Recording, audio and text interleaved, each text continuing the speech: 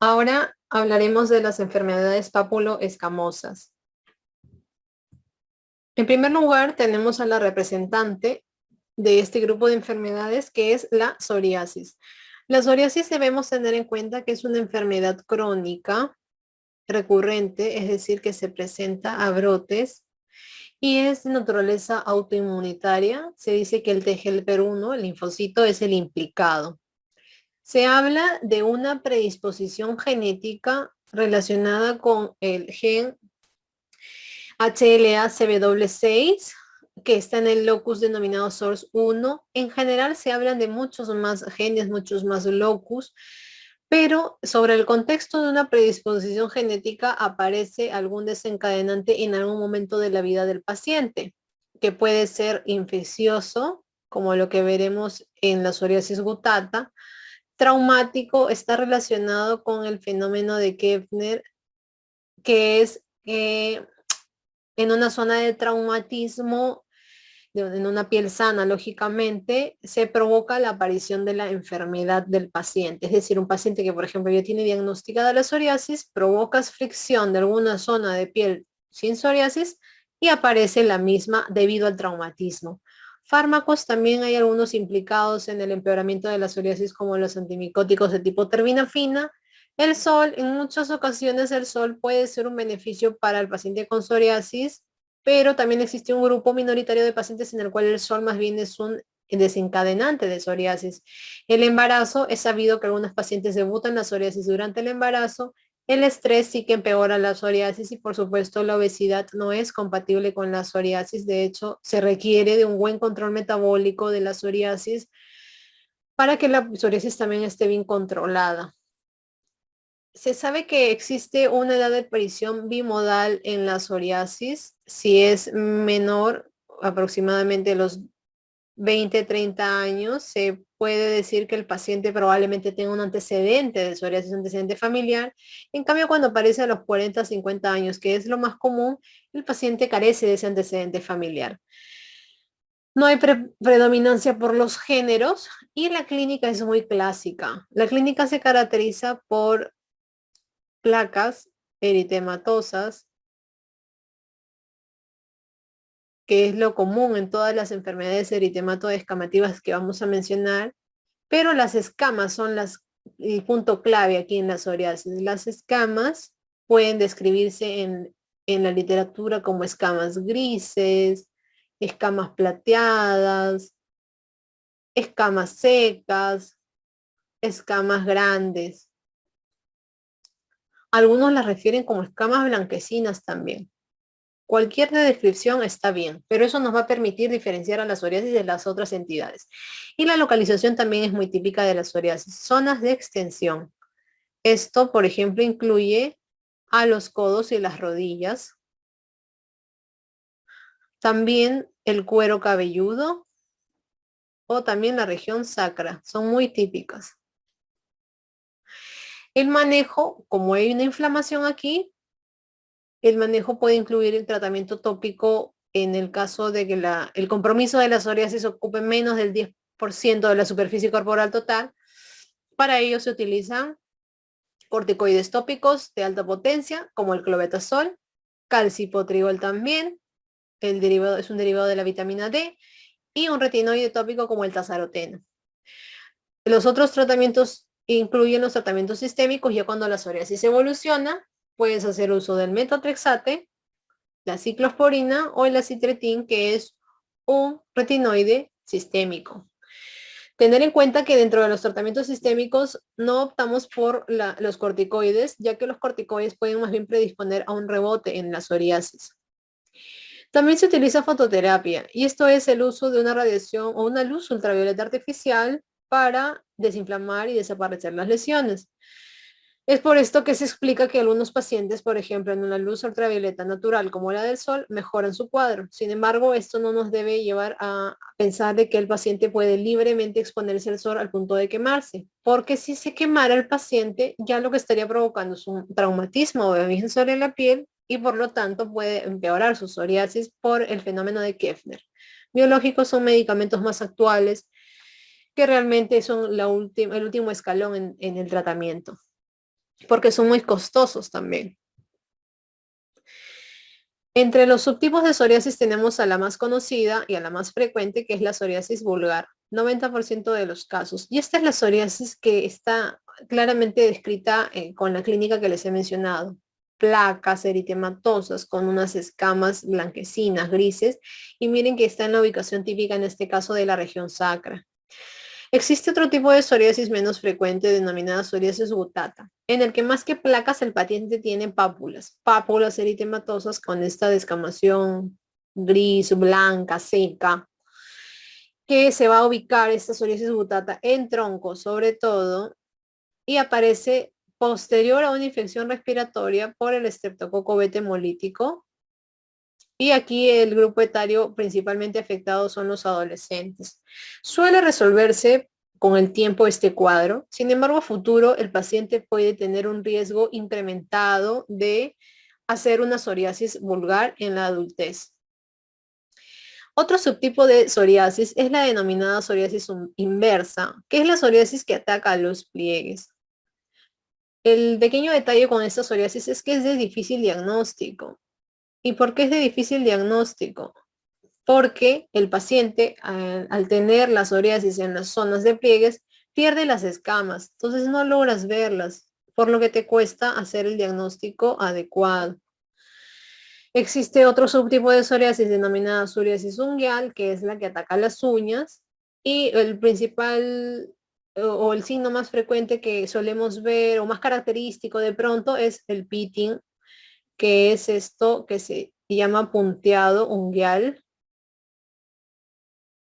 Y existen también otros denominados onicólisis, que es que la porción distal de la uña se levanta, entonces la zona blanca de la uña de alguna manera se ve más ancha de lo que debería verse.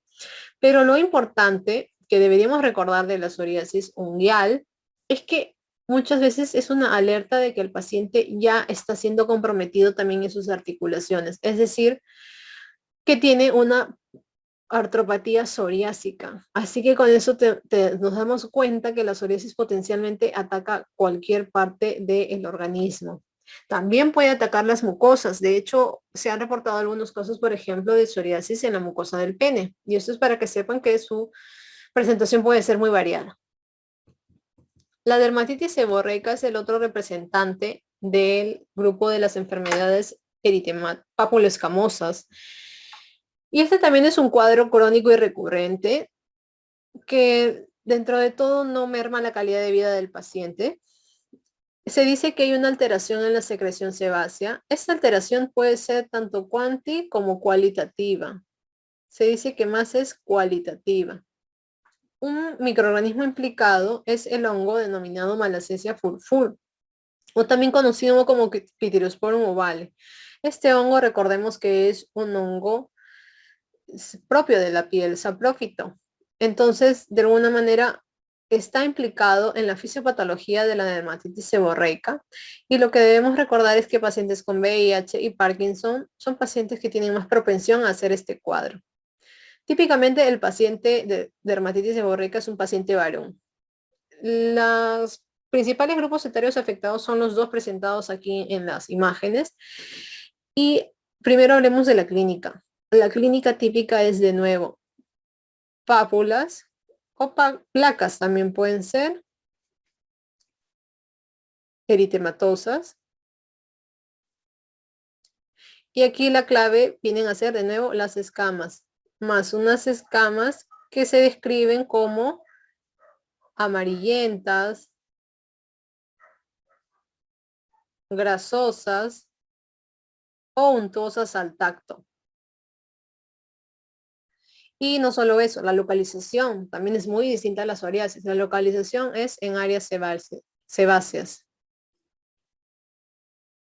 Y para aprovechar el texto, hablemos de las áreas sebáceas de los adultos, que son un grupo notablemente afectado. Entre los 40 y 60 años pueden padecer este problema. Y las áreas sebáceas afectadas son encima de las cejas, denominada región supraciliar, entre las cejas, denominada glabela, surcos nasogenianos, detrás de las orejas y por supuesto también pecho y espalda. El otro grupo etario afectado y el cual es motivo incluso de preguntas es el grupo de la infancia, los pequeños. Entre las 2 primeras semanas de vida y los 3 meses, los más pequeños pueden presentar una dermatitis seborreica que es considerada fisiológica por el traspaso hormonal de la madre al niño, que se suele autolimitar con el tiempo, siendo el lugar más afectado el cuero cabelludo. Y las lesiones son tal cual se describen: pápulas, placas eritematosas con escamas grasas o untuosas al tacto. Se le denomina a esto incluso costra láctea. Este cuadro se suele resolver con el tiempo. En el caso del adulto, en cambio, requerimos de tratamientos como los corticoides tópicos para desinflamar la rojez que presenta el paciente, queratolíticos para mejorar las escamas y antimicóticos para regular la proliferación de la malacesia. La pitiriasis rosada de Gilbert es otro cuadro de este grupo de enfermedades. Es una dermatosis autolimitada. Normalmente los principales afectados son los adultos jóvenes de 10 a 35 años y no se sabe su origen, pero se estipula que puede estar asociada al virus herpes simple 7. Es un cuadro muy típico que tiene una lesión inicial denominada medallón heráldico, que se corresponde con la fotografía de la derecha, que es esta placa eritematosa que puede llegar hasta los 10 centímetros incluso, grande, que tiene característicamente un collar descamativo central. En tronco, por lo general lo ubicamos. Y conforme pasa una semana, aparece lo que conocemos como lesiones en árbol de Navidad, que no son más que las versiones pequeñas de este medallón heráldico. Son muy similares, pero son más pequeñitas y se distribuyen de tal forma que tienen esta forma muy curiosa de árbol de Navidad en el tronco. Siempre la zona principal afectada es el tronco, aunque también puede afectar la raíz de los miembros en las formas atípicas. Con las semanas evolución se autolimita, por lo que no requiere mayor tratamiento más que sintomáticos. Si el paciente refiriera picazón, le damos algún antihistamínico, o si hubiera mucha inflamación y el cuadro no se autolimitara del todo, algún corticoide tópico. El diagnóstico diferencial y que nos debe importar es que a veces este cuadro puede simular un secundarismo sifilítico, y esto especialmente hay que sospecharlo en pacientes con antecedentes de pronto de promiscuidad o que hayan tenido un mes antes alguna úlcera genital. Y por último, la eritrodermia, que es una emergencia dermatológica. Es la combinación de eritema más descamación del 90% de la superficie cutánea. Puede deberse a muchas causas y siendo las principales la exacerbación de enfermedades cutáneas que tuviera el paciente. Por ejemplo, una psoriasis que de un momento a otro evoluciona a extenderse hacia todo el cuerpo porque se usaron corticoides orales, puede desencadenar o convertirse en una eritrodermia.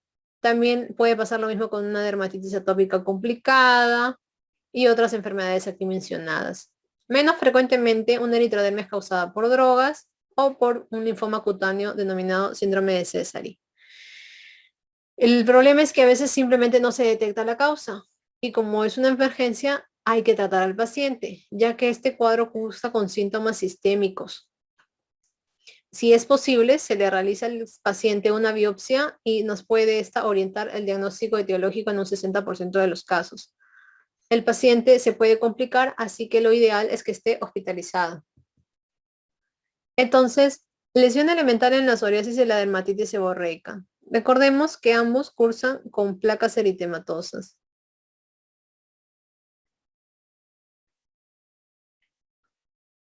Las escamas son la principal diferencia y la localización también. Las escamas de uno siempre los van a ver como grises, como blancas, como secas. Las escamas del otro son grasas, amarillas o untuosas. La psoriasis típicamente zonas de extensión como los codos, rodillas y también cuero cabelludo y región sacra. La dermatitis seborreica del lactante es sinónimo de costra láctea y es fisiológica, se autolimita en los primeros meses de vida.